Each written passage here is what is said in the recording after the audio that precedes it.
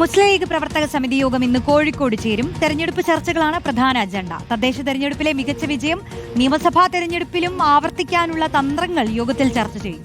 സ്ഥാനാർത്ഥി നിർണയ ചർച്ചകളിലേക്ക് പൂർണ്ണതോതിൽ കടക്കില്ലെങ്കിലും വിജയസാധ്യത വിലയിരുത്തും.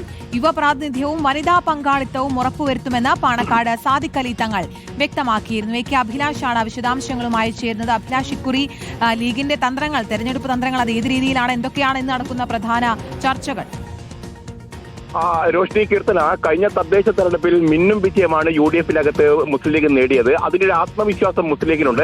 നേരത്തെ അഭിജിത്ത് പറഞ്ഞതുപോലെ തന്നെ വയനാട്ടിൽ കോൺഗ്രസിന്റെ നേതൃയോഗം ചേർന്നു. അതിന് സമാനമായ രീതിയിൽ തന്നെയാണ് ഇപ്പോൾ കോഴിക്കോടും ഇത്തരത്തിലൊരു വർക്കിംഗ് കമ്മിറ്റി വിളിച്ചു ചേർക്കാനുള്ള തീരുമാനം ലീഗിന്റെ ഭാഗത്തുനിന്നുണ്ടായിരിക്കുന്നത്. ഇതിൽ പ്രധാനമായും സ്ഥാനാർത്ഥികളെ കണ്ടെത്തുകയും അവരുടെ വിജയസാധ്യത എത്രത്തോളം ഉണ്ട് എന്നുള്ള കാര്യങ്ങൾ പരിശോധിക്കപ്പെടുകയും ചെയ്യുക എന്നതാണ്.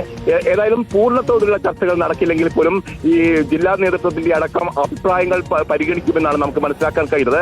അതോടൊപ്പം തന്നെ മണ്ഡലം വെച്ചു മാറേണ്ടതുണ്ടെങ്കിൽ അതേതൊക്കെ എന്നടക്കമുള്ള കാര്യങ്ങളിലും ഇന്ന് ചർച്ച നടക്കുകയും ചെയ്യും. നേരത്തെ സൂചിപ്പിച്ചതുപോലെ തന്നെ ഇതിൽ ഏറ്റവും പ്രധാനപ്പെട്ട കാര്യം നേരത്തെ സാദിഖ് അലി തങ്ങൾ തന്നെ പറഞ്ഞത് യുവപ്രാതിനിധ്യം ഇത്തവണ ഉറപ്പുവരുത്തുമെന്നുള്ള കാര്യമാണ്.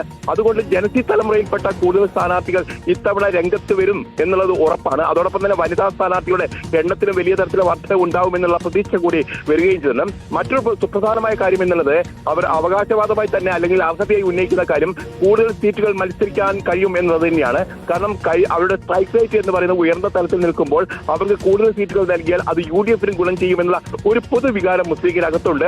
ആ നിലയിലുള്ള ചർച്ചകൾ കൂടി മുന്നോട്ട് പോകാനുള്ള സാധ്യതയുണ്ട്. അവകാശവാദം എന്നതിനപ്പുറത്തേക്ക് അർഹതയുണ്ട് എന്നുള്ള കാര്യമായിരിക്കും മുസ്ലിം ലീഗിന്റെ നേതൃയോഗത്തിൽ തീരുമാനമുണ്ടാകുക എന്നതാണ് നമുക്ക് മനസ്സിലാക്കാൻ കഴിയുന്നത്. ഏതായാലും ഇത് UDF-നെ സംബന്ധിച്ച് നിർണായകമായ രണ്ട് യോഗങ്ങൾ ഒന്നാണ് ഇന്നിപ്പോൾ കോഴിക്കോട് നടക്കുന്നത്. മുസ്ലിം ലീഗ് തങ്ങളുടെ ഭാഗത്ത് എന്താണ് തങ്ങളുടെ അർഹത, അതോടെ തന്നെ തങ്ങളുടെ അവകാശവാദം എന്ന കാര്യത്തിൽ ഒരു പ്രാഥമിക ഒരു ചിന്തയിലേക്ക് കടക്കുന്നു എന്നുള്ളതാണ് ഏറ്റവും സുപ്രധാനമായ കാര്യം. ശരി, എ കെ അഭിലാഷാണ് വിശദാംശങ്ങൾ നൽകി.